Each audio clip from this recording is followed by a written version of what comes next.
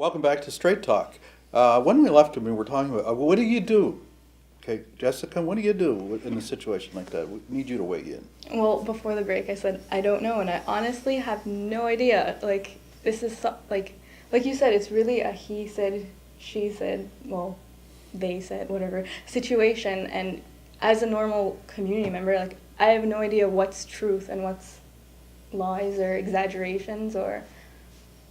I guess it's a tough decision it started out to be something that maybe could have been resolved, but it's turned into something now that I don't know if Brian will even entertain that idea of turning the money over. But it's a question to the community and to everybody else. Should he have the say as to where the money goes, regardless of whether he was heading up that fundraising thing? The people who donated said that he wanted specific to that. That's something else. I'm hoping that that Brian would come on our show or your show. I know that there's been a lot of emails going back and forth as to what he said and what everybody said, and people answering back and forth. On the record, when I interviewed Joe and Kenneth, I asked them about that. You had sent me some emails as to what the conversations were going on, and I'd asked him about that. I said, "Did you know that I got a copy of your emails?" And he was shocked that I had got a copy of it. And then I said to him that. Were you aware? I mean, it's not a bad negative thing or a bad thing. It's just that the conversation. Did he know that when he was talking to you that it was going to? If you follow the chain, which I made a decision not to make it public. Yeah. Okay. I could have read the chain, but when I would initially address him and let him know as a board member, okay, that we would be talking about it, and you might not agree with what my position would be about it. But if you feel so, then call in and weigh in on it. He didn't listen to the program, but he offered his opinion about it, whether it was axe grinding, whatever. That set off a stream of emails. But what was clear to me, and I reminded him elsewhere down the stream, is that I had approached him as the host of Reality Check, not as Ross talking to Kenneth. And you're a public figure. And I didn't go through the emails. I didn't read them. I guess there's some context that I referred to, but not specific. And I didn't have them to read them.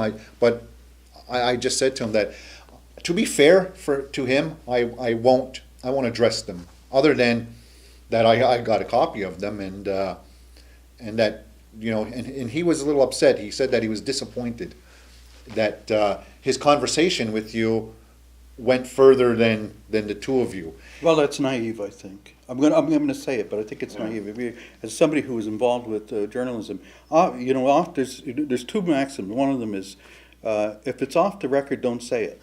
David Haneke learned that. Okay. The other one is if I'm addressing you about coming onto my show, you ought to know that I'm addressing you in your role as a board member, not on a social context. That's, he may be disappointed, but, we all have to deal with disappointment. But I told him, I said that to him, I said, if I wasn't aware that it was going to, if I was aware that it was going to go somewhere else, maybe I would have said things differently. Maybe you would have, I don't know. But regardless, do you have to defend your position? But he said that everything that he said in there he can defend anyway. And I feel the same way. I mean, that's where we ended up. That's something that we as journalists or media people or people in the public eye have to clearly distinguish why we're talking to someone or if we're interviewing them, or it's how we have to make that distinction and make sure that they're aware, because it happen situations like this happen, and it leads to that stereotype of journalists are they're trying to get a story and stuff like that. And well, I mean, I don't know about you, but I get family that make those silly jokes watch out, the journalist is in the yeah, room. no, I know everybody, but I mean, so did I. Watch the notepad and all that sort of stuff. But Kenny was saying that he didn't expect them to go anywhere.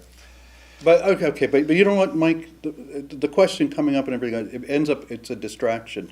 And the one thing I'll say is that, by and large, the context of those things were not shared publicly anyways, okay? No, I mean, No, but I am involved with you on the level of this particular media outlet, and so, fair game. So I'm not gonna speak about that, again, because now it Yeah. becomes about red herrings and so on. Yeah, but I mean, that's like I said, and I brought it up because, you know, it's part of how things have progressed in regards to information flow for this, as well as we talked about the raising money or doing fundraising and what has to happen now in the future. As a result of this controversy with the radio station, does Do we regulate that? other fundraising in the future have to have clear guidelines set? And we talked about raising, you know, the trucks that are being raffled off and the cars that are being raffled off. You know, one day it says there's 200 tickets and the next day it says there's 250 tickets. So, you know, is that fair? Who's regulating it? Nobody's regulating it. Well, I I don't think know. it has You know, to be the people themselves to regulate. no, thank like, you, thank you, What thank you. they need to like be vigilant of, like, well, is that charity or is that fundraiser reputable enough? But you know what, here's the thing, you know, a lot of times, you know, I do believe there is a culture in the community where it says, you know what, the people won't understand that stuff, they don't learn any blah, blah, blah, that kind of thing. And well, we are elected to be the board, and so we're the board, but you know what, it's a community radio station, okay, how come there's never been an annual meeting? Apparently, there's never been, almost any community organization in Kahnawake, there's never been an annual meeting, there's never been an annual report, okay, why not? And you know what, Louis Stacy, as a board member, called, and I called him, and he responded, and he did call in the program, and he was in the hot seat, we got pointed questions asked, okay? And one of the things he said to me was that he had gone to a community meeting, and he had pleaded with the people at the meeting to come and see what's going on with the radio station, but nobody came. I know about things about financial statements being released as stated in the letter. Anyway, I asked them about that, and they said that they're going through an audit now.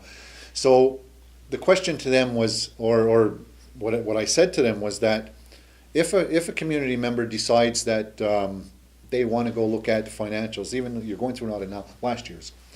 If I want to go see last year's financial statement, am I allowed to do that? And they said, why not? You know, obviously you have to let us know, and nobody's done it yet, but obviously if somebody's asking that question, somebody wants to do it. So they opened a door that that's something that they would allow happen. Now, how that is going to happen is another thing. As far as it's not going to go away for. But you know what, the thing is that if we leave the topic and we say, here's some constructive things we could say, recommendations. One of them is, why not have an inquiry into what's going on?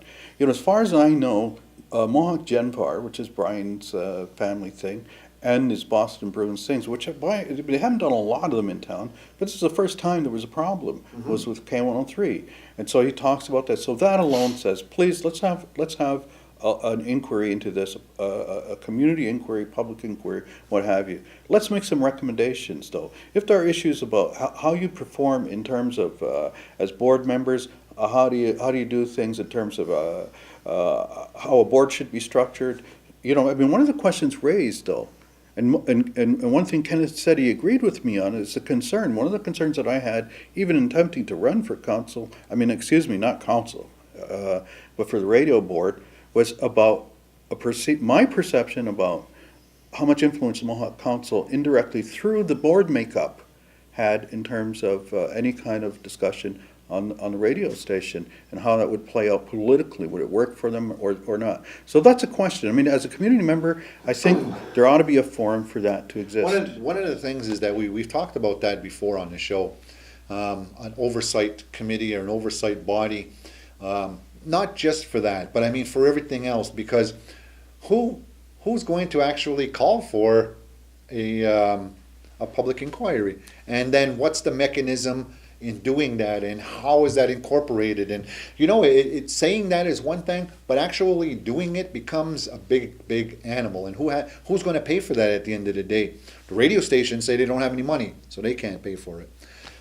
How do you deal with that? Is it this new legislative committee situation? I don't know, but we're going to take a break, and because we have to pay for our show through our advertising, we don't want to end up in the same situation, so we'll be back right after these messages.